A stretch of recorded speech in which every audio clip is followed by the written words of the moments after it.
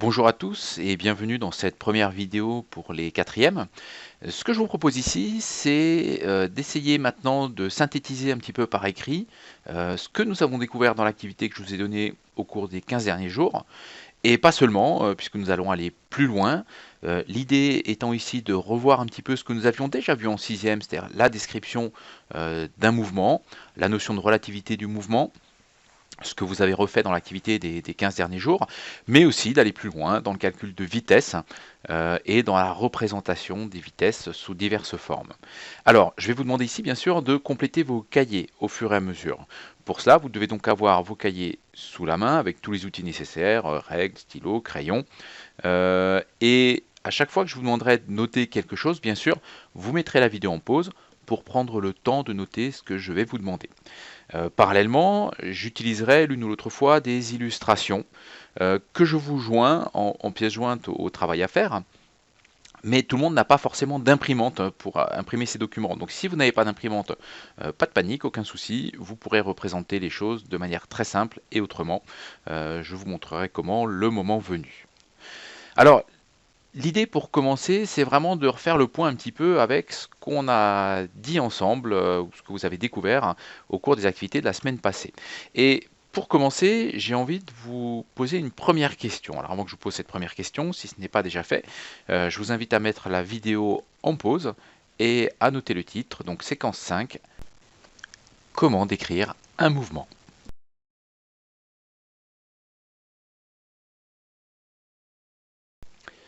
Alors pour commencer, je vais vous poser une première question. Vous avez devant vous une photo avec des passagers assis dans un avion et je vous pose une question très simple.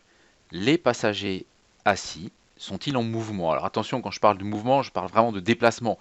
Je ne parle pas de bouger un bras, une épaule, de déplacer une main pour attraper un verre. Est-ce qu'ils sont en mouvement, en déplacement? Voilà la première question que je vous pose. Je vous laisse quelques secondes pour réfléchir. Là encore, n'hésitez pas à mettre la vidéo en pause s'il vous faut un peu de temps pour réfléchir avant d'entendre la réponse. Jouez le jeu, ne trichez pas avec vous-même. Si vous attendez les réponses, ça ne vous apportera pas grand-chose. Donc vraiment, à chaque fois que je vous pose une question, essayez pour vous, pour vous-même, de deviner la réponse ou en tout cas de donner la réponse que vous pensez. Alors dans ce cas précis, pour répondre à la question, les passagers assis sont-ils en mouvement? La réponse n'est pas aussi simple que ça. Et on va revenir justement à ce que je vous ai demandé de faire la semaine passée. Euh, Commençons par deux cas très simples. Si je vous posais la question, quelle est la trajectoire des planètes sur la base du dessin que vous avez sous les yeux? Il suffit d'observer, regardez la Terre. Alors, les planètes ont des trajectoires. Alors ici, elles semblent dessiner un ovale, c'est un effet de perspective. En réalité, c'est vrai, la trajectoire des planètes est légèrement allongée, mais par simplification, on peut les considérer comme quasi circulaires, parce que l'allongement, en tout cas pour la trajectoire de la Terre, est très faible, donc on est proche d'un cercle. Eh bien, si vous regardez ici, effectivement, la Terre tourne en rond autour du Soleil, on parlera de trajectoire circulaire. Eh bien, les planètes ont une trajectoire circulaire autour du Soleil. Je pense que je ne vous apprends rien, on a déjà vu ça les 2 années précédentes. Mais vous verrez qu'on reviendra sur cette phrase dans quelques secondes. Donc je vous invite à mettre la vidéo en pause, le temps de noter le titre, que je vous demande bien sûr de souligner comme tous les titres, et de noter la petite phrase en rouge.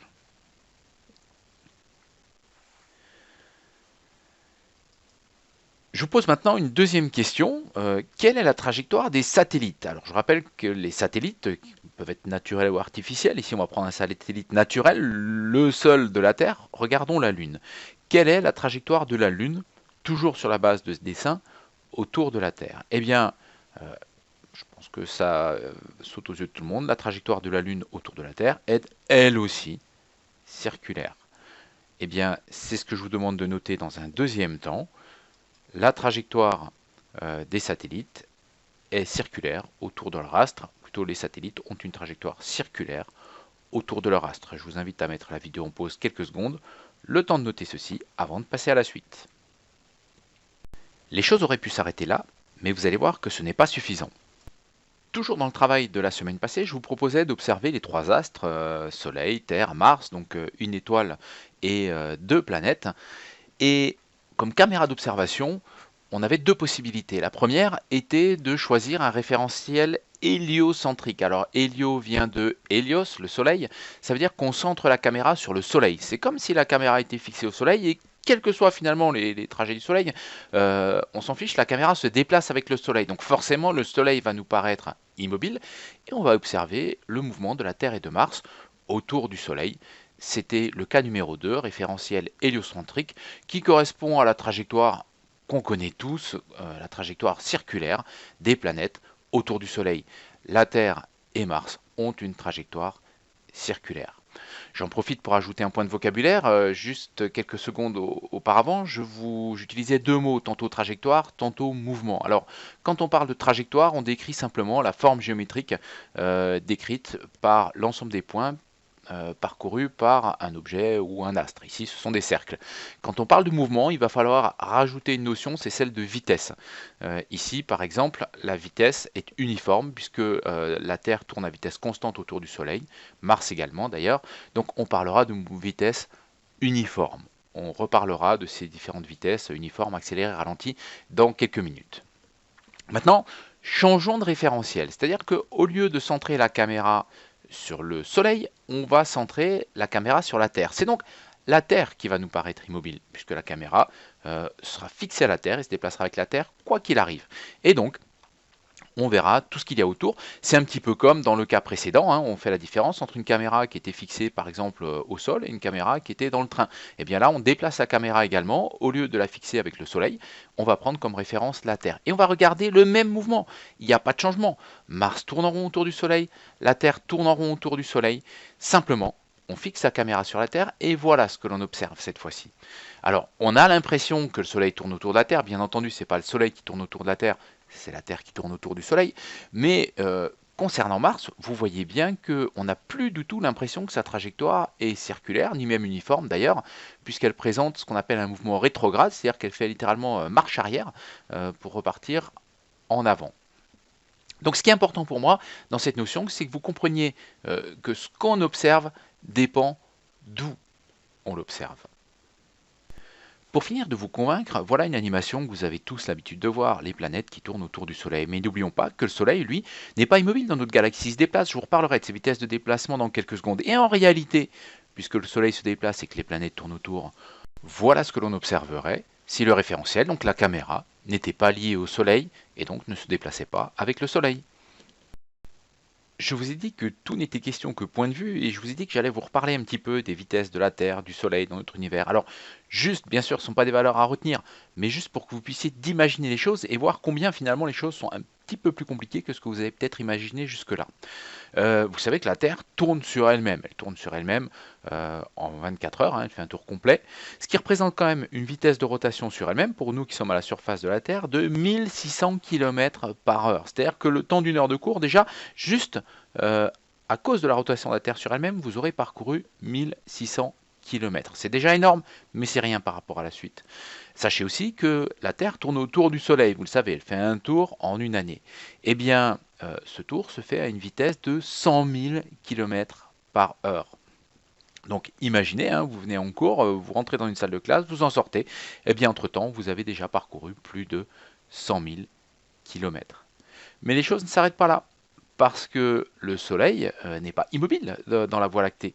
Donc, si la Terre tourne autour du Soleil, mais que le Soleil se déplace aussi, eh bien, la Terre suit ce mouvement d'ensemble, comme toutes les planètes d'ailleurs. C'est la vidéo que je vous ai montrée tout à l'heure, hein, avec les planètes qui tournent autour du Soleil, oui, mais sauf que le Soleil se déplace, et que donc l'ensemble, formant cette espèce de mouvement hélicoïdal, l'ensemble se déplace. Alors, le Soleil orbite, donc ça veut dire tourne autour du centre de la Voie lactée à 850 000 km par heure. D'accord, je vous laisse additionner les grandeurs qu'on a déjà mis ensemble, hein, 1600 km/h parce que la Terre tourne sur elle-même, 100 000 km/h parce que la Terre tourne autour du Soleil, et 850 000 km/h puisque nous suivons le Soleil dans son déplacement dans notre Voie lactée qui est notre galaxie.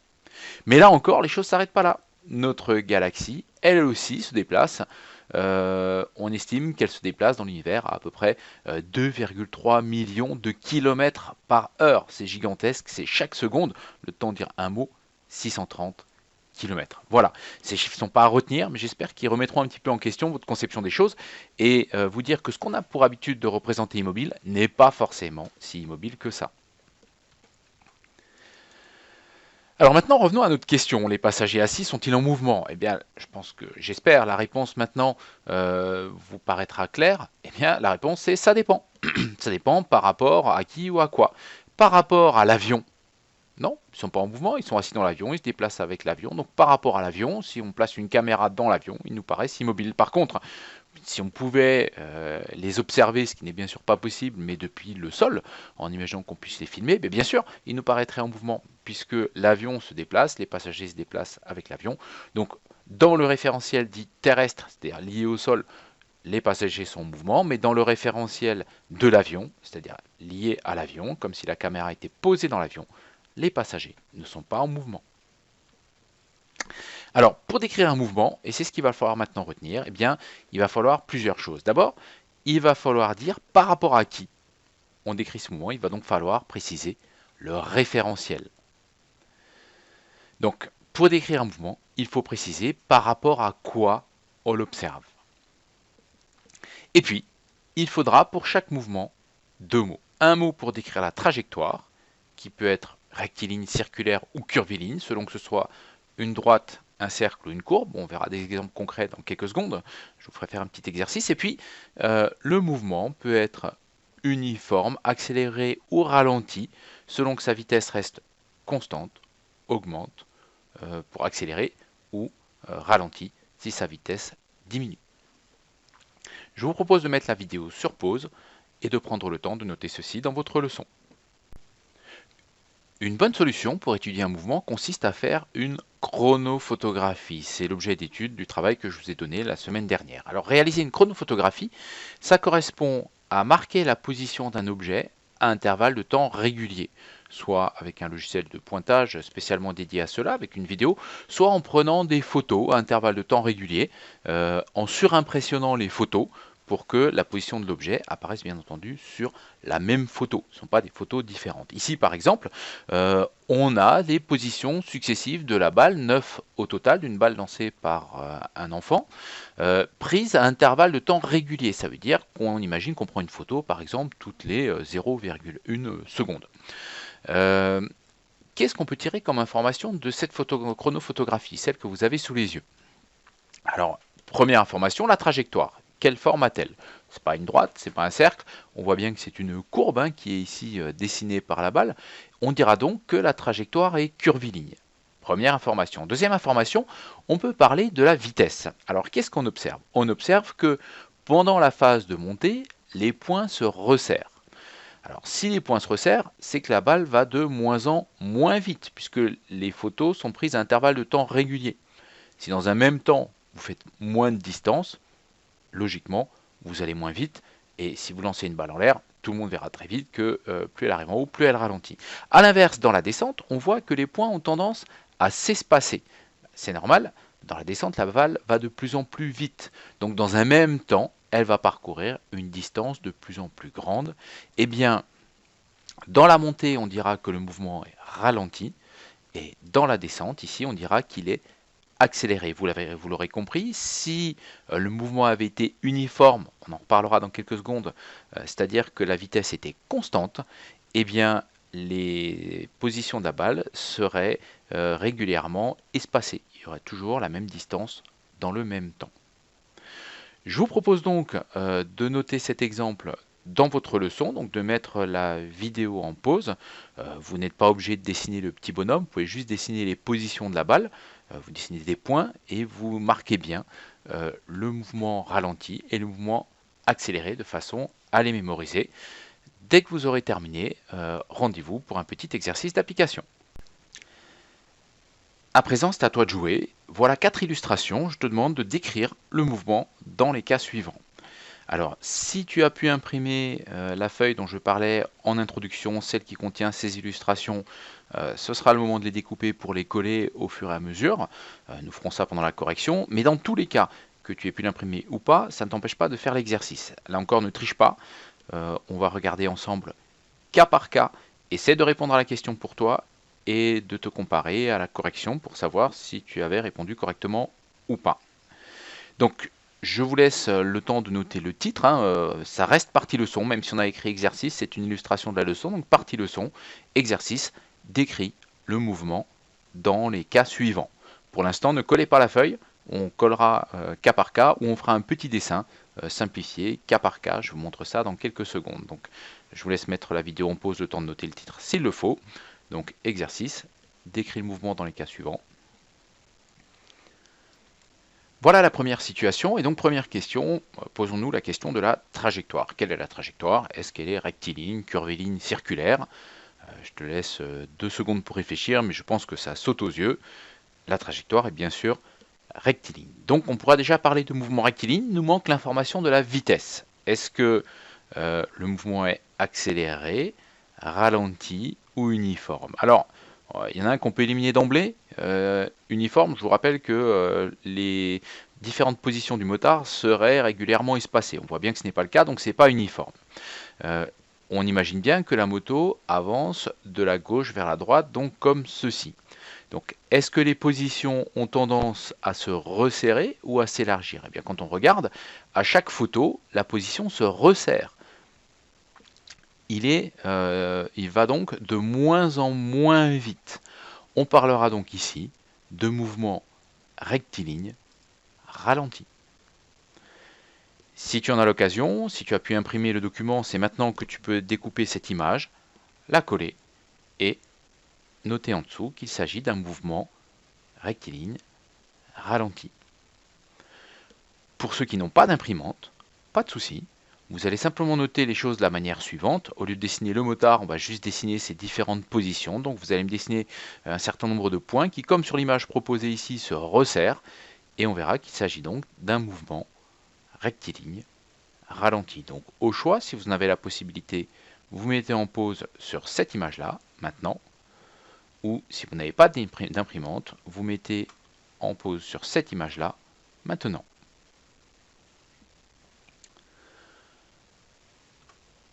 Deuxième situation, voyons un petit peu les différentes positions du motard.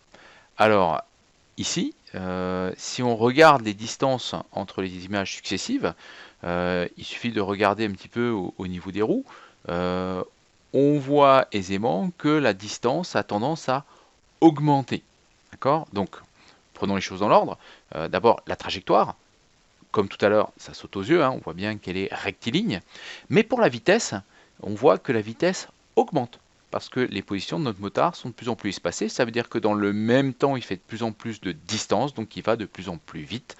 On parlera donc ici de mouvement rectiligne accéléré. Là encore, si tu as eu la chance de pouvoir imprimer le document, je t'invite à découper l'image affichée devant toi, la coller, noter en dessous le type de mouvement, et si tu n'as pas d'imprimante, aucun souci, tu dessines les petits points qui représentent les positions successives du motard, donc de plus en plus espacées, et il s'agit d'un mouvement rectiligne accéléré. Donc pour ceux qui ont une imprimante, vous faites pause maintenant pour noter cela, et pour ceux qui n'ont pas d'imprimante, vous faites une pause ici pour noter cette page-là. On continue encore. Troisième cas de figure. Alors, première question, toujours aussi simple. Quelle est la trajectoire? Là encore, on voit bien que la moto roule en ligne droite. Il s'agit donc d'une trajectoire rectiligne. Reste à voir l'information de la vitesse. Alors, je te laisse quelques secondes pour réfléchir. À ton avis, le mouvement est-il accéléré, ralenti ou uniforme?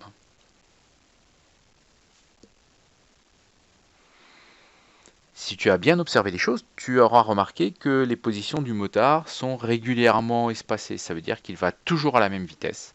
Et bien ici, on parlera de mouvement uniforme. Le mouvement est donc rectiligne uniforme. Là encore, si tu as une imprimante et imprimé cette image, eh bien c'est le moment de la coller, de noter en dessous mouvement rectiligne uniforme et de mettre la vidéo en pause le temps de le faire.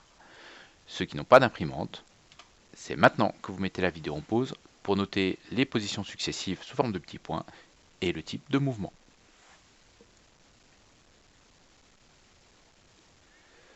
dernier cas de figure, un gymnaste qui fait de la barre parallèle.